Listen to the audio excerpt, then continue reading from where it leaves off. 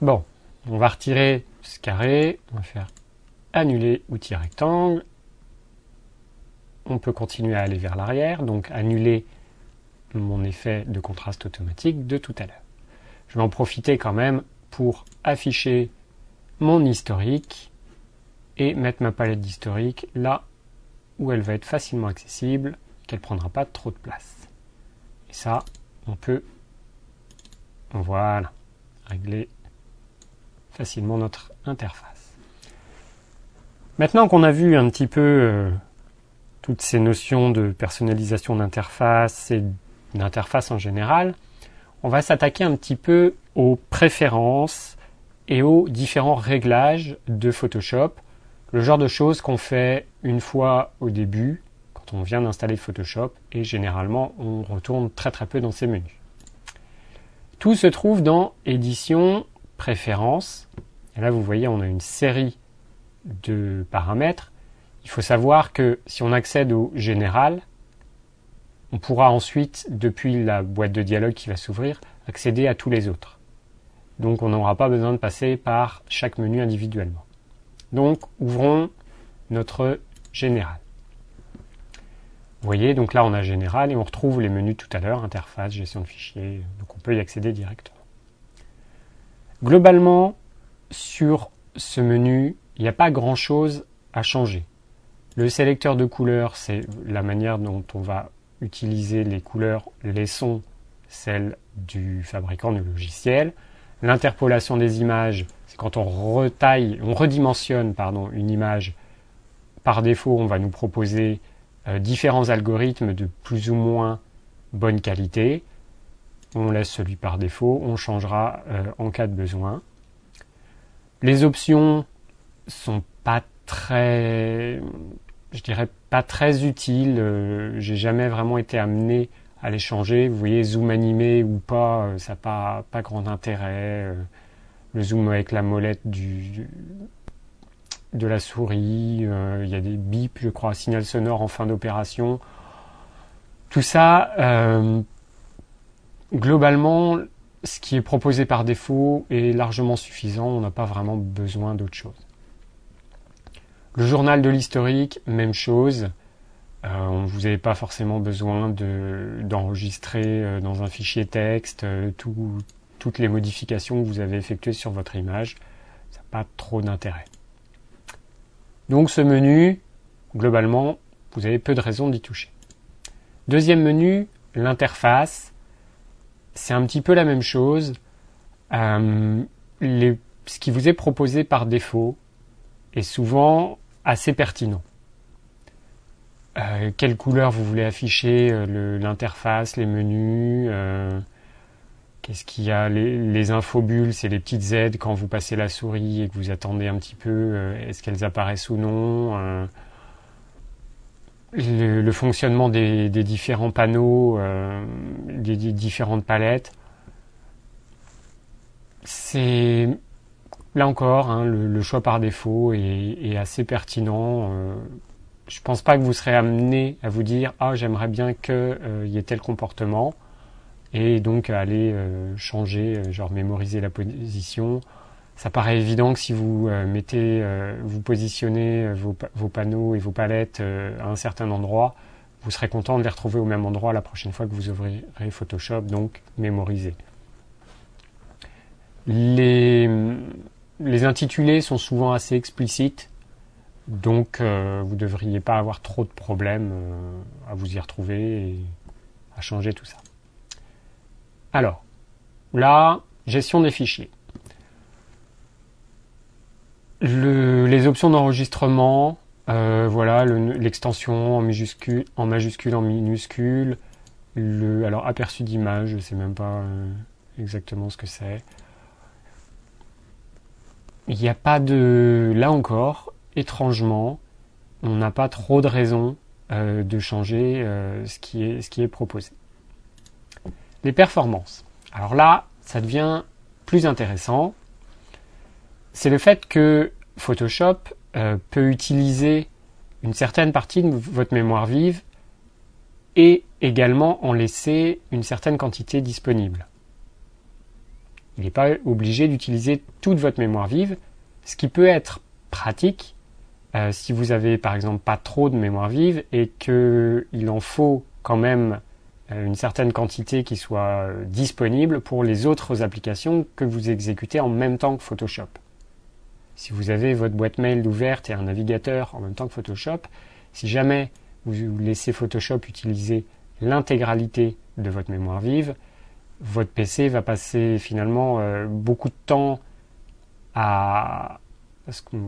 va ramer, on va dire, il va être un peu plus lent que d'habitude, parce que si à côté vous utilisez votre logiciel de messagerie, il va plus avoir beaucoup de mémoire vive pour fonctionner. Donc il va utiliser à la place le disque dur, ce qui est beaucoup moins performant, et donc vous entendez votre disque dur qui gratte et votre ordinateur est beaucoup plus lent. En fonction de la quantité de mémoire vive que vous avez, vous pouvez vous permettre d'en attribuer plus ou moins à Photoshop. Donc par défaut, le réglage, ça doit être 50%. Dans mon cas, il me dit RAM disponible 2600 MB. J'ai 4 Go de RAM sur cet ordinateur. Je peux sans problème attribuer 2,5 Go à Photoshop, il n'y aura pas de souci. En dessous, vous avez les disques de travail. Donc je vous disais qu'un ordinateur, quand il n'a plus de mémoire vive disponible, ce qui peut arriver lorsque vous faites des grosses retouches, vous retouchez des gros fichiers, vous faites beaucoup de modifications les unes après les autres, votre ordinateur va consommer petit à petit cette mémoire vive disponible, et si jamais il a tout utilisé, il a besoin de tout conserver en mémoire vive, il va falloir qu'il utilise un fichier temporaire sur votre disque dur qui va utiliser un petit peu de la même manière que votre mémoire vive. La seule différence, c'est que ça sera beaucoup plus lent. Alors, vous pouvez choisir, là vous avez la liste de vos disques durs avec l'espace disque disponible. Vous pouvez choisir sur quels disques seront déposer ce ou ces fichiers, parce que vous pouvez définir 2 disques durs, par exemple, ou 3 ou 4 si vous voulez, pour utiliser cet espace. Idéalement, pour des meilleures performances, il faut utiliser un disque dur qui n'est pas celui sur lequel vous avez installé Windows, qui n'est pas non plus celui sur lequel vous avez installé Photoshop. Si vous avez physiquement 2 disques durs dans votre ordinateur, généralement il y en aura un sur lequel il y aura Windows et Photoshop d'installer, par exemple ces 2 points, et vous avez ce deuxième disque dur des 2 points, et c'est plutôt sur ce disque que vous avez intérêt à définir ces fichiers temporaires. Vous pouvez changer l'ordre, vous pouvez utiliser 2 disques avec en priorité l'un ou l'autre. Vous avez des petites flèches là pour inverser, vous voyez, il peut utiliser D 2 points en priorité. Si jamais il n'y a plus de place sur D, utilisez C. On peut changer l'ordre. Si jamais vous n'avez qu'un seul disque dur, ce qui est mon cas, parce qu'en réalité, C et D, ce sont 2 partitions différentes sur le même disque dur. À ce moment-là, ça n'a pas d'intérêt d'utiliser la deuxième partition, parce qu'en fait, le problème, c'est plutôt l'accès au disque dur. Si on préconise de mettre donc ce fichier sur un autre disque dur, c'est pour physiquement séparer ces 2 accès. C'est-à-dire que quand Windows et Photoshop sont en train de fonctionner et d'utiliser des fichiers qui sont sur un disque, il ne peut pas en même temps accéder à un autre endroit du même disque dur. Donc moi, mon C et mon D, c'est le même disque dur, coupé en 2. Mais ça ne sera pas plus rapide d'utiliser des 2 points parce que physiquement, il est impossible qu'un disque dur accède à 2 endroits différents des données en même temps. C'est un petit peu compliqué, mais en gros, si on résume, si vous avez un seul disque dur, même coupé en 2 partitions, utilisez n'importe laquelle de ces 2 partitions, ça n'a pas grande d'importance et ça ne change pas grand-chose.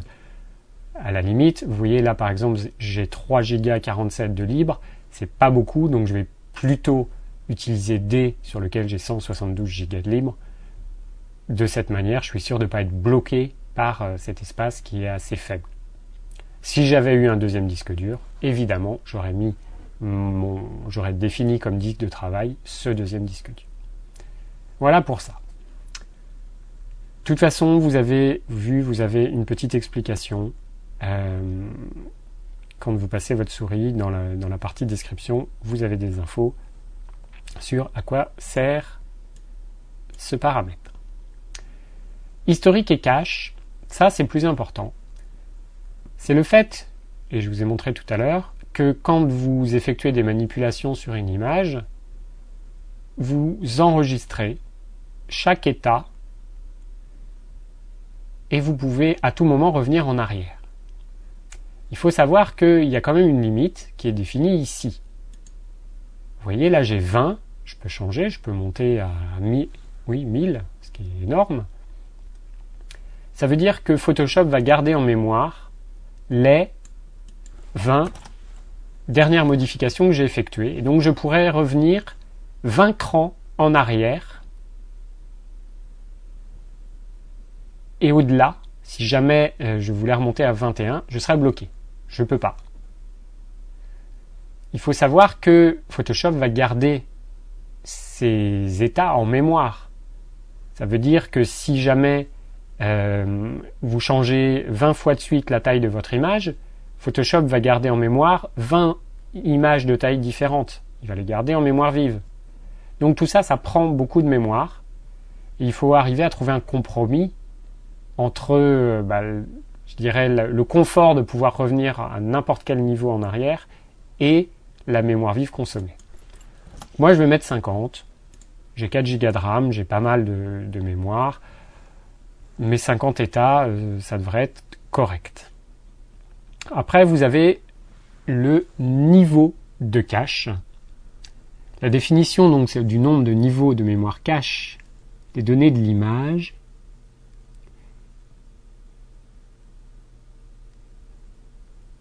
Je sais pas trop.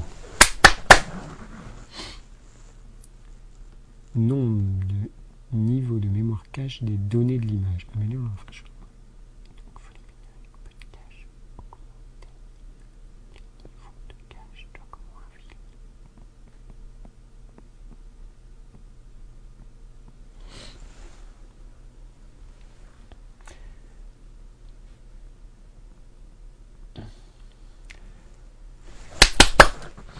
Ensuite, vous avez les niveaux de cache.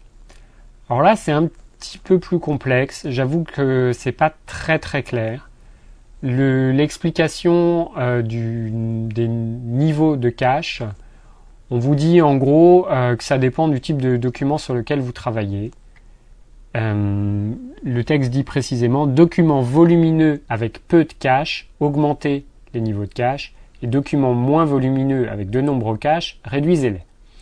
Pour moi, c'est pas très très clair. J'ai pas bien vu non plus la différence. Donc, on va laisser par défaut. Généralement, c'est largement suffisant. Enfin, dernier paramètre GPU. GPU, il faut savoir que c'est le processeur de votre carte graphique et vous avez la possibilité d'accélérer certaines fonctionnalités grâce au processeur de votre carte graphique. Alors, de souvenir, c'est pas proposé sur toutes les cartes graphiques, mais en gros, vous allez pouvoir effectuer des opérations telles que des rotations, des choses comme ça, plus rapidement parce que c'est votre carte graphique qui va prendre en charge ce traitement plutôt que le processeur de votre ordinateur. Donc vous avez tout intérêt à cocher cette case.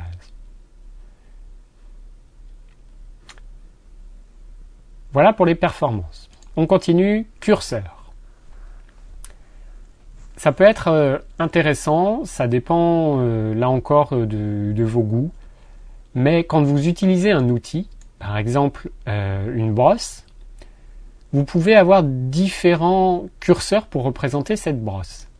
Soit ça peut être le petit pictogramme qui vous dit ok c'est une brosse, mais vous n'avez pas d'indication vraiment très précise de l'endroit exact de où sera appliquée cette brosse. Est-ce que c'est la pointe du pinceau? Est-ce que c'est le milieu de l'icône?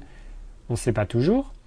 Précis, qui est donc une petite croix avec un point. Donc là, vous savez précisément où s'applique votre brosse ou ou n'importe quel autre élément de dessin. Par contre, vous ne savez pas forcément quelle est sa largeur. Est-ce que ça va dessiner un pixel ou est-ce que ça va dessiner un rond beaucoup plus large? Et donc, la pointe standard, c'est en fait, dans le cas de la brosse, c'est un rond qui va changer de diamètre en fonction de la taille que vous aurez définie pour votre brosse. Donc, c'est pas mal. Il y a taille réelle de la pointe qui est finalement assez proche. Je pense que on doit pouvoir mélanger, voilà. Affichage du réticule, en gros, couplé avec pointe standard, ça va vous définir le cercle qui représente le diamètre de votre brosse et une petite croix au milieu, ce qu'on appelle un réticule, qui vous définit où est le centre de cette brosse, donc vous savez précisément où est-ce que ça sera appliqué. Donc je recommande pointe standard, après le réticule, c'est en fonction de vos goûts. Donc ça, c'est pour les outils de dessin. Ce qu'on appelle les autres curseurs, donc vous voyez là par exemple il y a la pipette, soit vous avez l'outil qui est représenté, donc comme standard, soit précis, vous avez un rond qui vous montre vraiment où c'est.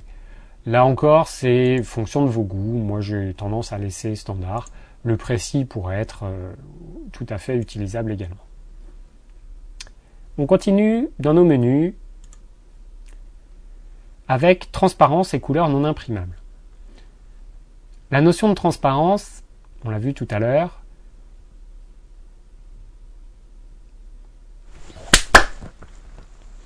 la notion de transparence, c'est le fait que dans notre interface, l'image ne prend pas forcément toute la surface, enfin notre photo ne prend pas forcément toute la surface de notre image, et donc derrière, il faut une représentation de l'arrière-plan.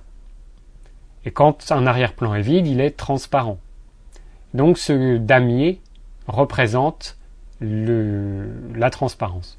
Donc vous avez des pré-réglages, vous pouvez choisir différentes représentations du transparent et différentes tailles aussi, soit des carreaux tout petits, soit des carreaux beaucoup plus gros. Je ne trouve pas que ça ait une importance vitale. Ce qui est proposé par défaut, vous voyez, on peut même changer la couleur des carreaux. Je suis pas très convaincu que ça ait un intérêt. Bon, chacun fait comme il veut. Par contre, couleur non imprimable, c'est une notion un petit peu difficile à appréhender. Il faut savoir que dans vos photos, qui sont composées en RVB, donc à partir des 3 couleurs rouge, vert et bleu, certaines ne pourront pas être imprimées parce que le principe d'impression n'est pas le même que le principe d'affichage. Pour imprimer, on utilise 4 couleurs d'encre, dont 3 principales, cyan, magenta et jaune. Et du coup, avec ces 3 couleurs, plus du noir, il y a certaines couleurs qu'on ne va pas pouvoir représenter. Il y a certains verts qu'on peut afficher sur écran, mais qui ne s'affichent pas sur papier, enfin qui ne s'impriment pas correctement. Voilà, notre vert pétant fluo qui s'affiche très bien sur écran ressortira jamais vert fluo sur papier. Donc Photoshop a un outil qui nous permet d'afficher quelles couleurs ne pourront pas être imprimées. Et donc il les affiche avec la couleur de notre choix. Donc là c'est un gris, on pourrait choisir n'importe quoi d'autre. Ça dépend principalement du type de photo sur lequel vous travaillez. Si vous travaillez sur des paysages et que justement, généralement, ce qui vous intéresse, c'est de savoir si vos verts seront imprimables ou non, vous n'allez pas choisir une couleur verte pour représenter des verts non imprimables. Par contre, s'il n'y a aucun rouge dans votre image, vous allez utiliser, par exemple, du rouge. Mais bon, laissons le gris à peu près par défaut. C'est largement suffisant et c'est quand même une fonction dont on se sert assez peu. Unité et règles, c'est là que vous allez définir si votre règle, dont on a parlé tout à l'heure, qui n'apparaît pas là, je ne sais pas si on peut l'appeler, voilà, le raccourci CTRL-R fonctionne. Donc notre règle, ici, est en centimètres, vous voyez, de 0 à 40 et quelques centimètres, mais je peux définir des pixels. Et là, vous voyez, mon 0 est toujours là, mais mon image fait 3800 et quelques pixels. Généralement, vous avez tout intérêt à utiliser la notion de pixels. Type en point, il me semble que c'est uniquement pour le texte. On laisse, ça paraît, c'est cohérent, les textes sont souvent notés en points.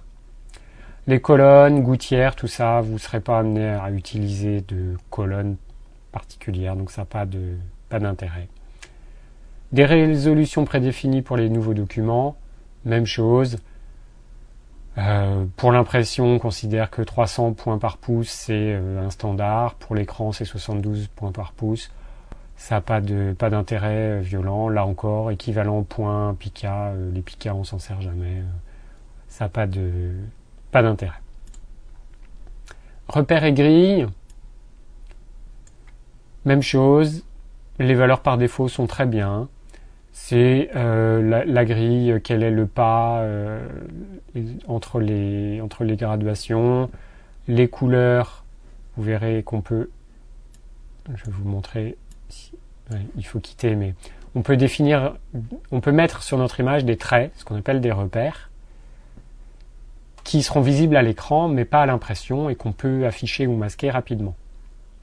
L'intérêt, c'est par exemple pour redresser un horizon, vous faites un repère, on va annuler, voilà, il suffit de cliquer sur la grille, sur les règles et de maintenir le doigt appuyé, donc vous cliquez en haut sur la règle horizontale, vous descendez et vous voyez, j'ai un repère qui se met. Il est aimanté par défaut au milieu de l'image, avec la touche CTRL, on peut le positionner, on peut supprimer ponctuellement cette notion de magnétisme, et positionner notre repère où on veut.